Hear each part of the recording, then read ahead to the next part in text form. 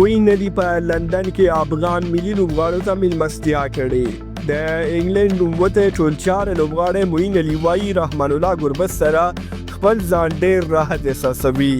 پوره جزئیات په همدې ویډیو کې وګورئ او انعکاس میډیا چینل سبسکرایب کړئ.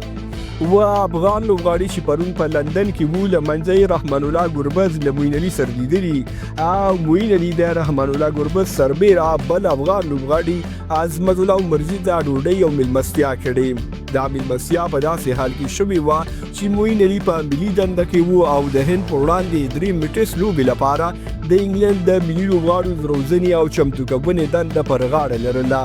خو وایي د فرصت په پیدا کولو یې له خپل ګران ملګري رحمان الله ګربز سره لیدلي او د لندن په یوه غوره هوټل کې ورته میلمستیا کړې وه چې د ګربز سربیره عظمت الله عمرزی هم و. دې لیدنې ته په IPL کې د کلکتې نایټ رایډرز لوبډلې مسؤلینو هم اشاره کړې او په خپلې فیسبوک پاڼې لیکلي زموږ قهرمانان د قهوې څښلو لپاره سره یوځای شوي دي. له دې مراسمو څو ساعتونه وروسته افغان لوبغاړي او معین علي په یوه الوتکه کې هم ویسټ انډیز ته سفر وکړ چې رحمان الله ګربز او معین علي څنګ په څنګ څوکۍ وکېناست وو.